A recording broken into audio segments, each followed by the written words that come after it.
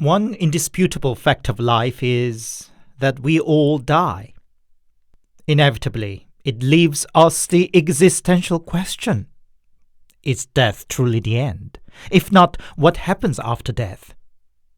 Almost all the religions in the world have that very question at the core. But who can tell for sure? As they say, dead men tell no tale. There are, of course, ghosts, if you believe in that, but in many cultures, including in Korean shamanism, ghosts are those that fail to move on to the underworld, either because they didn't register that they are actually dead or couldn't leave for an obsession, resentment, or unfulfilled desire.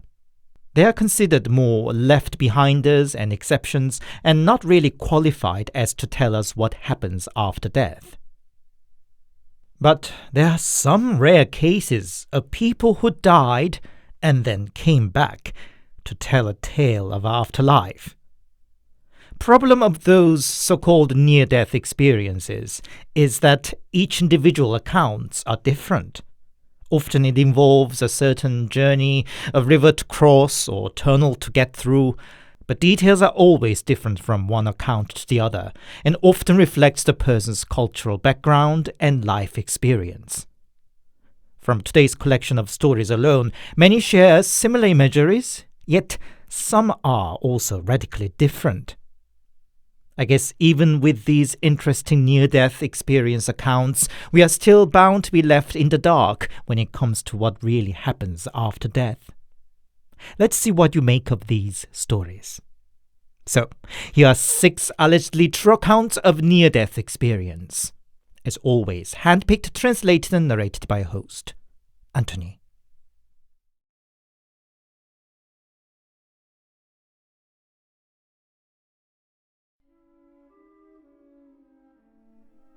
It happened before I was born, but my mom and aunts all recount more or less similar story, so...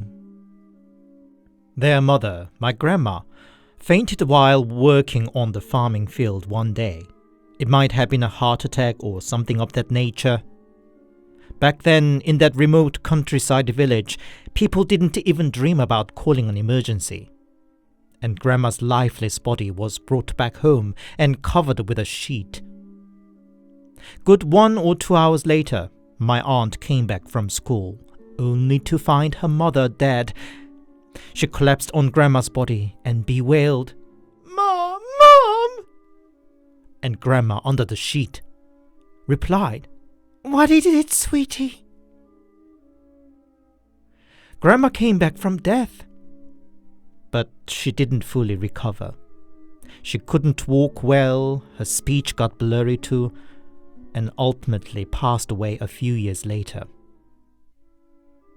Before she died, in her blurry speech, Grandma recounted to her daughters what she experienced while she was dead. That she first felt her body lift up, and then walked a long way till she reached a stream. There was no obvious way to cross it in sight, and she wandered up and down. In the end, she found a bridge that was as narrow and fiddly as a straw. She couldn't dare to cross it. But then others that came after her walked across the bridge with no problem. It encouraged Grandma to give it a try, and she reached about the midpoint when the bridge snapped and Grandma fell in the water.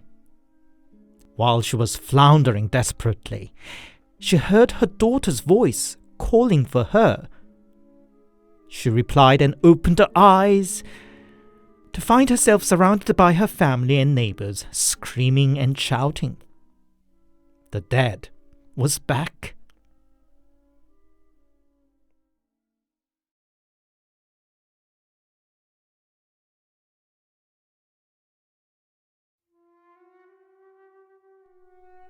I sometimes give my mom a lift to her work, and it's a story she told me this morning on the way. It was about her mother, my grandma. I frankly don't have much memory of Grandma. She passed away about 20 years ago when I was a little, and by then she was suffering progressive dementia too. But when I was still a baby and she still fully herself, I hear she adored me a lot. Grandma was a true old-fashioned lady. Slight, delicate, always poised and calm. Probably too delicate that whenever she gave a birth, it was always difficult. When Mom was about 4, Grandma gave a birth to another child, but the labor was terrible. In the end, the newborn died shortly after birth, and Grandma lost too much blood. A doctor was called in, but all he could do was to declare that Grandma already died. As the old tradition went, her body was laid behind a screen, and the family set to prepare her funeral. But the following day, Grandma resurrected.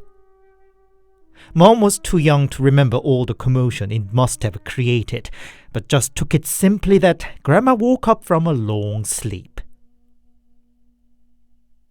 Years later, when Mom became about my age now, Grandma said to her out of blue, "Have you ever thought about what happens after death?" "What kind of question is that, Mama?" Mom said. She was too young to contemplate about such a matter. "Don't you remember that I died once? I had met my late father then." "Well, you must have dreamt it. I think there's nothing after death," Mom said. "Do you think so? I'm not as sure as you are." "What happened then? Did grandfather say anything?" "Well, it wasn't what he said or did, but who was next to him. A woman, rather tall, her face with the pox marks and a distinctive mole next to her right eye. When I revived again, I talked to my mother about what I saw, and she said the description matched my father's first wife. She died young, and my mother was father's second wife." Maybe you saw her picture somewhere before," Mom said. "Not as far as I remember. Apparently, all the photos were destroyed when father married my mother," Grandma said. As I mentioned, Grandma was an old-fashioned lady of few words, and was not a character that would light-heartedly make up such a story for fun. Could her story be proof that there's something beyond death after all?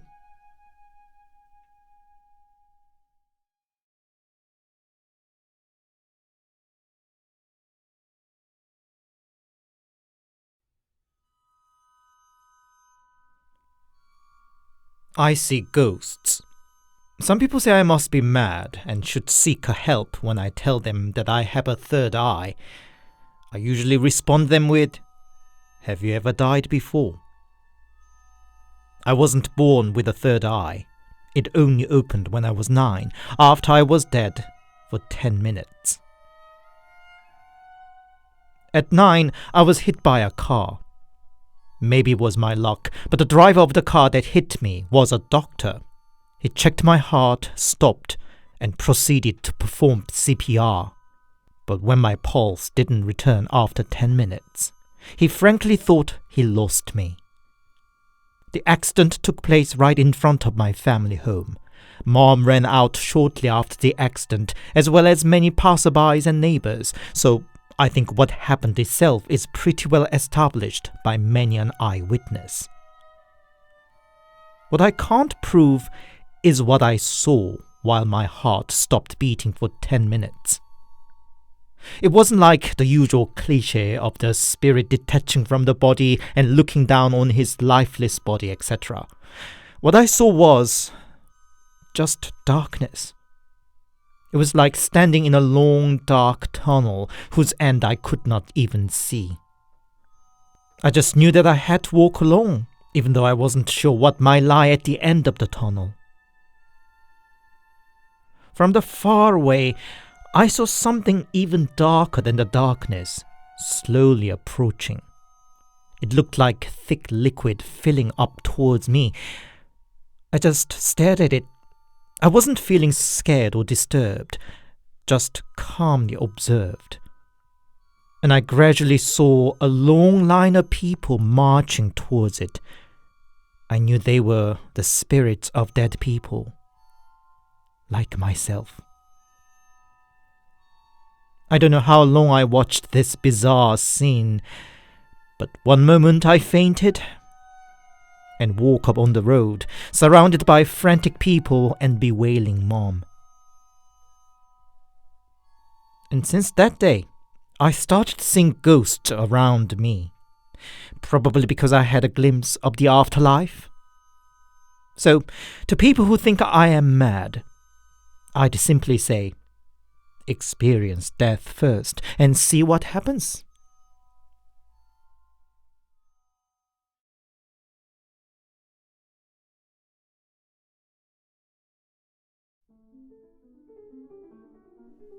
I'm not saying it is true or not, but this is what my dad told me. When I was 2 or 3, Dad took a nap one day. Mom went to wake him up about lunchtime, but he wouldn't wake up. She shook and even slapped him in desperation, but he remained non-responsive. Mom put her ear to his chest, and she couldn't hear his heart beat. In shock and despair, Mom dialed the emergency. But then... That was close, Dad said as he woke up. Mom grabbed him in her arms and cried for a good few minutes. When she finally calmed down a bit, Dad recounted what happened. I was sleeping, then my eyes popped open. A man dressed in black cloak was looking down on me. "Mr. Kim, it's time to go. Get up and come with me," he said. I couldn't resist. I was actually numb. I wasn't feeling any fear or sorrow. I walked up a mountain as the Grim Reaper led me. In the mountain was a palace, and inside was a long line of ministers of a sort. And at the end of them was a person on the throne, just like in a costume drama. He said, "Say your name and birthday." So I told him. The king-like guy looked confused. He looked up a book and then shouted to the Grim Reaper who took me there. "That's not him. You took a wrong person. Let him go. Let him go quickly." And, so I live again. When Dad told me this story, Mom wasn't there. Later I asked Mom about the day, and her account matched Dad's. So I guess it's not entirely false, at least.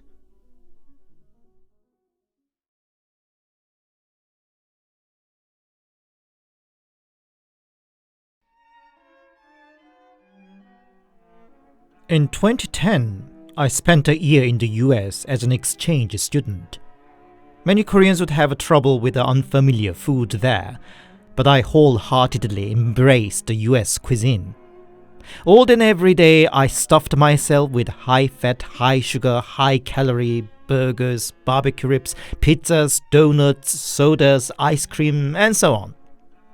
Thankfully, I don't easily put on weight, but by the time I came back to Korea, I felt myself somewhat uncomfortable. But I didn't change my diet back home either. I carried on with my high-fat, high-calorie, unhealthy diet until I started feeling short of breath. Maybe I needed some exercise after all. One day I went out for a walk, thinking I should get a Big Mac after the walk. The summer air was hot and humid. I couldn't breathe well. And from one point, I felt my heart beating hard. What's going on, I thought. And the next moment, everything washed out in a bright white light. When I got around, I was lying on my bed. Gosh, it was just a dream, I thought, and sat up But then, in front of me, the infinite reflections of my room fanned out like a panorama vision. I guess it'd be easier to understand if you think of Murph's room scene in the film Interstellar. My experience was before the movie was out, and I was frankly shocked when I later watched the scene. I walked around these different versions of my room and quickly realized they were neither mere reflections nor limited to my room. I could basically go and see any place and any time, past and future. What a weird but effing awesome dream it was, I thought, and explored around excitedly. I even reached a distant future, even though I had to walk much longer to get there. I also went back in time when I was born. I was the first to arrive in my generation of my family, and my grandparents and relatives cheered and welcomed my birth. It made me teary because I realized I was born in love and blessings. My curiosity took me to further and more obscure corners of that universe. Then a voice told me, "You'd better not go there." "Why not?" I said.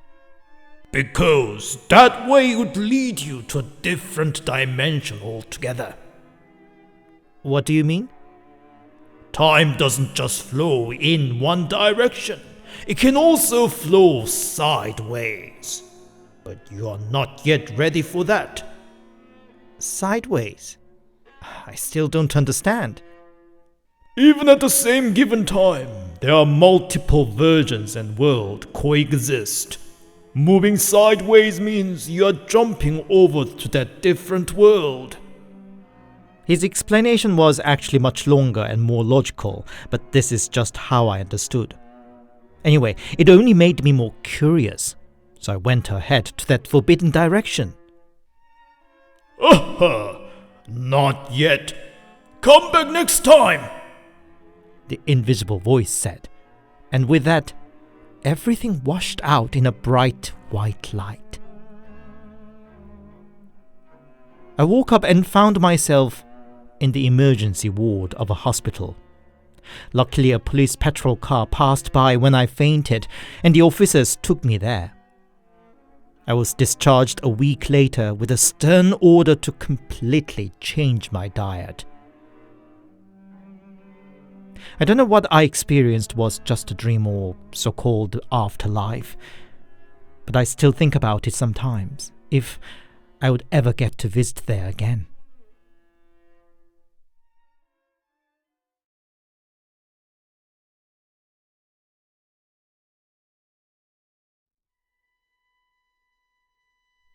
It's from when I was little. One day we got the news that Mom's father, my grandfather, suddenly passed away. Grandma wished to keep him near a few days longer, so the family opted for the traditional funeral at home, with Grandpa's body laid out behind the screen in his room. On the second day of the funeral, Grandpa came out of the room asking for a glass of water. I leave it to your imagination what kind of chaos it created. Some fainted, some screamed. I was too young to understand the gravity of the situation, and I think Grandpa and I were the only ones there who kept the calm. It was a few months later that I visited him again. He was absolutely fine, unimaginable that he came back from death, really. While all the others were out to work or to the vegetable patch, Grandpa and I were alone home, sucking on popsicles, and Grandpa told me what happened when he died. He woke up as any day and found his family crying and weeping around him. He asked them what was wrong, but nobody responded. Then a man in black suit called Grandpa's name from outside the room. He didn't feel scared or anything, but his body reacted first and followed the man in black, leaving weeping family behind. The man seemed to lead ahead through Grandpa's home village, but soon they reached a river that in reality doesn't exist in the village. Man in black nonchalantly walked on over the water, but the bloody red swirls of water made Grandpa reluctant. Hurry! Man in Black shouted, and before he realized, Grandpa too was walking on the water. That way, they crossed the river and a barren field. Now they were passing a black wooden hut. From the hut came out a woman in black dress and taunted the man in black. "You brought the wrong person," she said, and turned to Grandpa. "Go back, if you want to live the 3 years left in your life. Even if you run into somebody you recognize, ignore. Even if they call and wave at you, ignore. The only thing you can trust are 4-legged beasts, nothing else," she said to Grandpa, and disappeared into the hut with the man in black. So Grandpa turned around and traced back the way. Then a bosom friend from his childhood, who passed away a few years prior, waved at Grandpa. Grandpa ignored and walked past him, and the dead friend reacted with fierce swears. That way, he encountered few more dead friends, but ignored them all and managed to reach the river.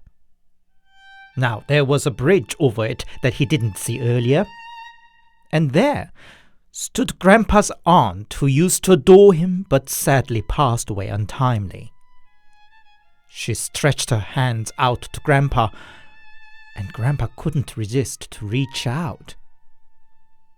But something tugged at his trousers.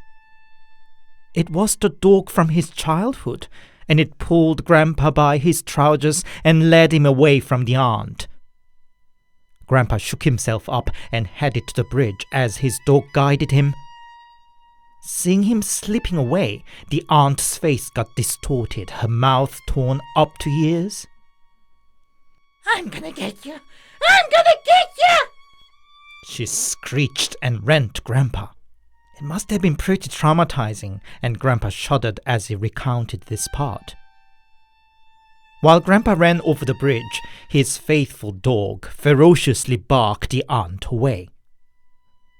As soon as he reached the end of the bridge, Aunt, or what looked like Aunt, disappeared with a screech, and the dog woofed a couple of times from the bridge, as if saying goodbye to Grandpa. And with that, the view of the river, bridge, and village all faded into white. And the next thing he knew was that he was lying behind a screen. As far as I know, Grandpa was never superstitious or paid much attention to supernatural, but his near-death experience definitely affected him. He started paying much more attention to family tombs, or even caring for unmarked, abandoned tombs in the village. He led a healthy and active life, and died peacefully in his afternoon nap, exactly 3 years later.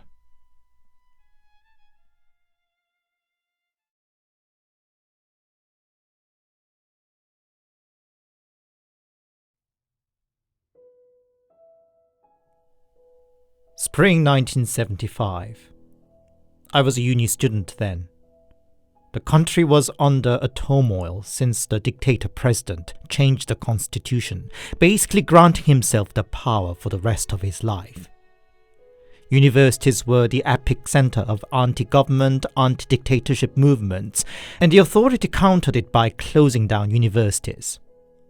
I got sick of the whole situation and went on a backpack trip around the country. When I reached Daegu City, toothache was killing me. I had to seek a dentist. Apparently, a molar was decayed down to its root, and it had to be pulled out. After the operation, I was told I needed an antibiotic shot to prevent infection.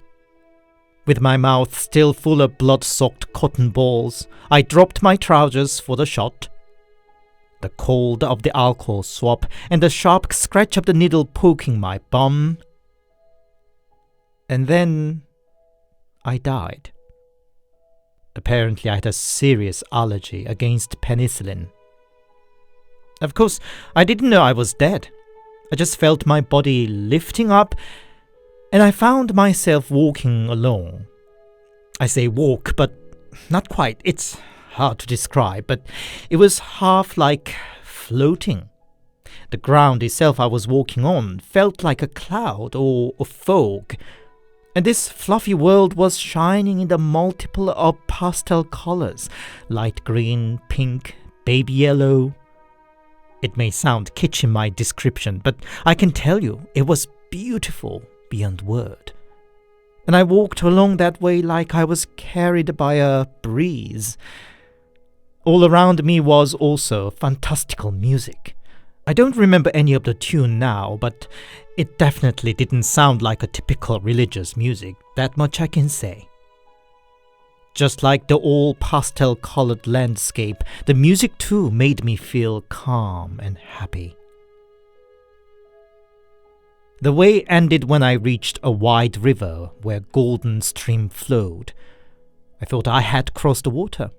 I was convinced I must cross it. I walked up and down the river bank to figure out a way to do that. Then I ran into 2 black dogs. Maybe they were to offer me a help?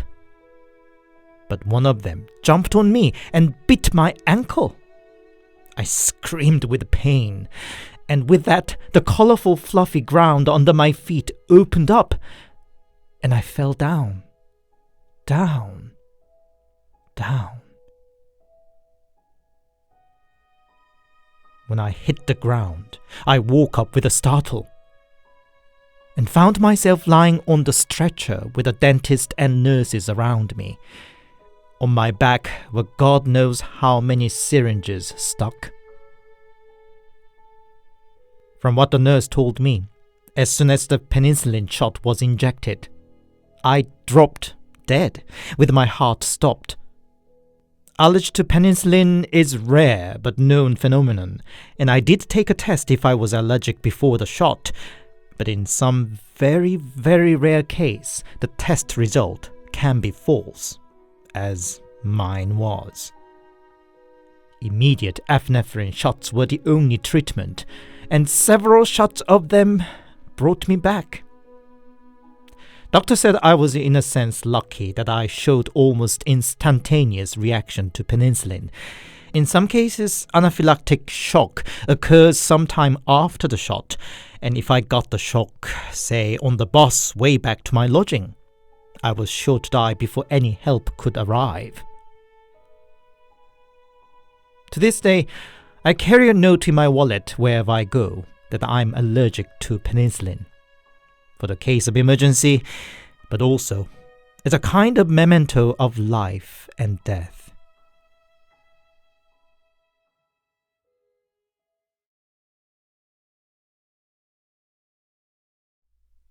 Hi, it's Anton here, and thank you very much for listening. I hope you enjoyed today's stories. What do you think happens after death? If you have certain belief or theory, did today's stories adhere to your idea? Personally, I'd rather like to think death is the end. I mean, life is complicated and difficult enough as it is already, and thinking there is afterlife makes it even more complicated. But then, when I read stories about the previous life, as in the last week's episode, and near-death experience, as in this episode, I'm not too sure. I just think, in whatever the case, living the present still is the most important thing for us. If you enjoyed my work, please give it a big thumbs up and a comment, and please consider subscribing to my channel if you haven't yet. If you are a fan of horror, supernatural, or plain bizarre, I'm sure you'll enjoy it here. If you'd support me more directly, I have a Buy Me a Coffee account, or there's a Super Thanks option here on YouTube too for a small donation. Thank you. Next week is the Lunar New Year, and I'm planning a special episode. Until then, stay safe and take care.